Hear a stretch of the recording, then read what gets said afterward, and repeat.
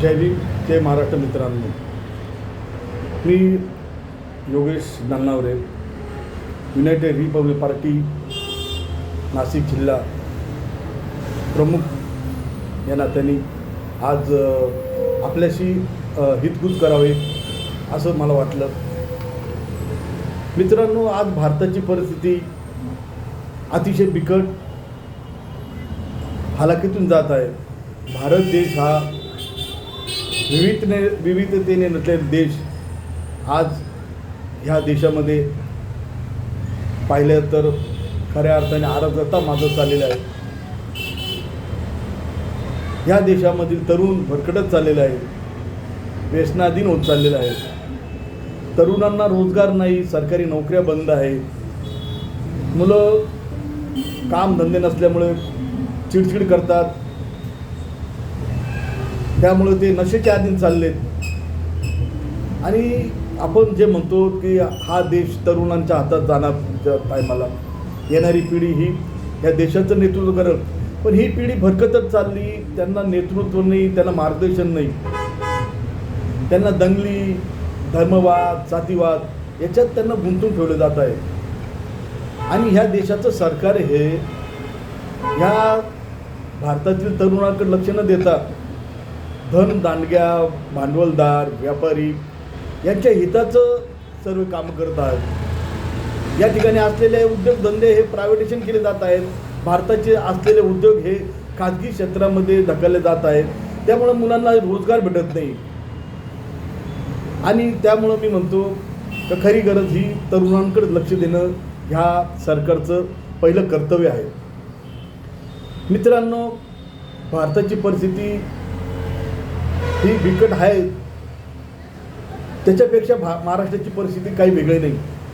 महाराष्ट्रसुद्धा अतिशय हालाकीच्या दिवसातून जात आहे. हा महाराष्ट्र छत्रपती शिवाजी महाराज, शाहू महाराज, महात्मा फुले, डॉक्टर बाबासाहेब आंबेडकर, संत महंत साहित्यिक यांचा हा महाराष्ट्र आहे. ह्या महाराष्ट्राला इतिहास आहे. शिवाजी महाराजांनी जनतेसाठी आपल्या पूर्ण आयुष्य पणाला लावलं, रयतेचं राज्य निर्माण केलं. परंतु आज महाराष्ट्राची परिस्थिती फार वाईट आहे.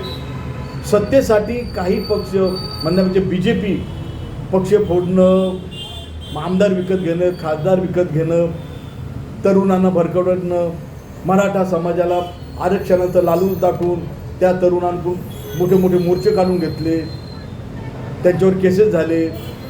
आता एवढे मोठे मोर्चे काढले असता मराठा समाजाने, त्यांना न्याय का नाही मिळाला? आणि न्याय सरकार का देऊ शकलं नाही? कारण की सरकारला यांना असं झुलवत ठेवायचं आहे. त्याचबरोबर दलित, मागासवर्गीय यांना संविधान हटवणार या नावाखाली त्यांना पण भरकवले जात आहे.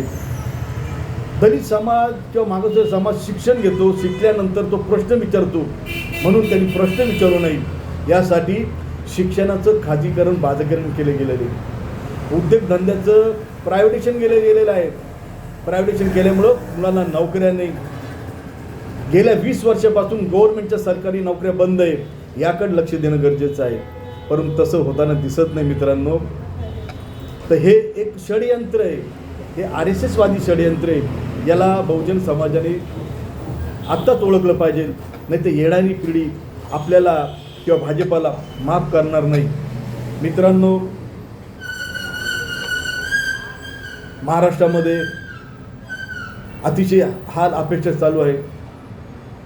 जातीमध्ये, धर्मामध्ये प्रभू रामचंद्राच्या नावाने दलित समाज, मागासवर्गीय समाज, मुस्लिम समाज यांना घाबरवण्याचा प्रयत्न केला जात आहे. प्रभू रामचंद्र हे एका जातीचे, धर्माचे नाही, या भारताचे प्रभू रामचंद्र आहे.